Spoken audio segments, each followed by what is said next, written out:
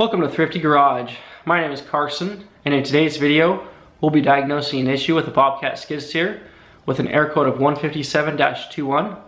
This particular model was a T650 with less than 200 hours on it. When this issue occurred, the air code displayed and the machine immediately died, leaving me stranded inside the machine.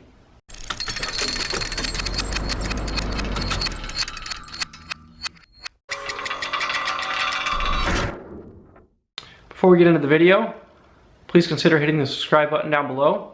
Now back to the Bobcat.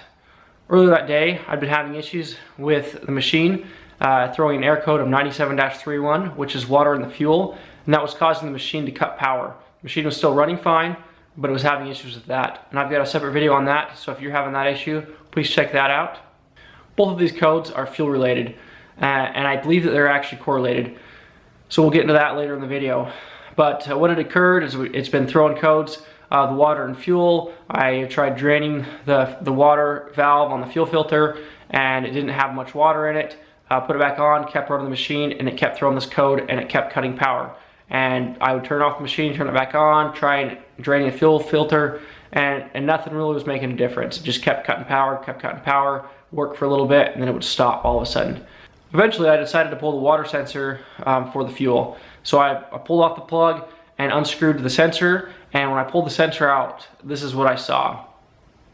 There was this huge goober black crud on the sensor, kind of a liquidy substance, slimy, and that goober was touching the contacts. Now I'm not exactly sure how these contacts work, but I would assume that when there's water in the system, in the filter, it changes the connectivity of those two probes, and whatever it sends back to the sending unit is basically saying, hey, there's water in here. So I'm assuming whatever this goober substance was in here, it was having the same attributes as what water would have caused, and it was causing a false signal to the sensor, sending that to the computer and causing it to cut power because it thought it was getting water into the fuel system.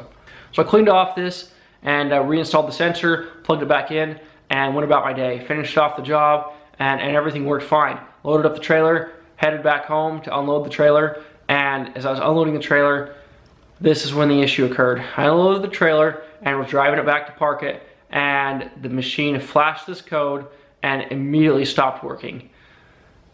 And I quickly tried to get out the front, and because I had the bucket raised, because I was driving it, could not open the door. As many of you know, if you have this type of a door on your skid steer, this is what happens. So for a moment I was panicked because I am now stranded and stuck in this machine.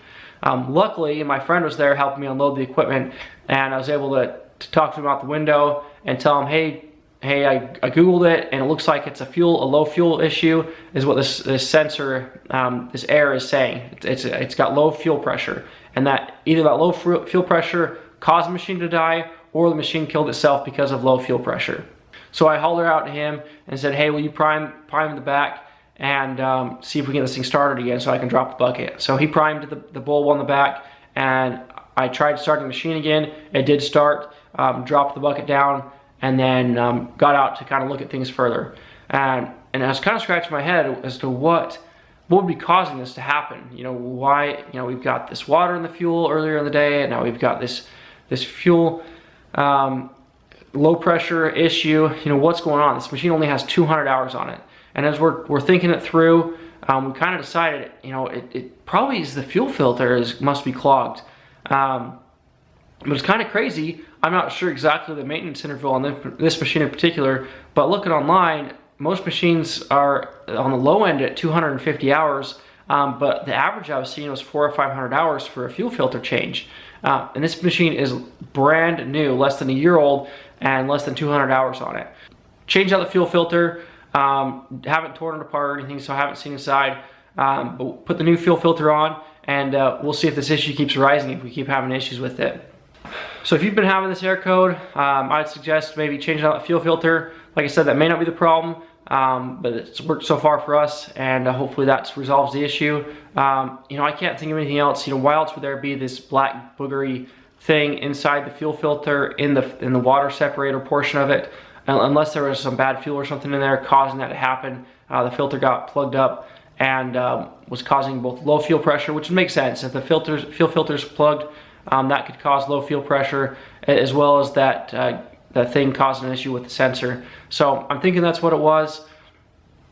If you have any other experience with this, or you've had the same problem, be sure to leave a comment down below. If you enjoyed this video, please hit the like button. And like I said, if you're not already subscribed, please subscribe to the channel. And thanks for watching Thrifty Garage.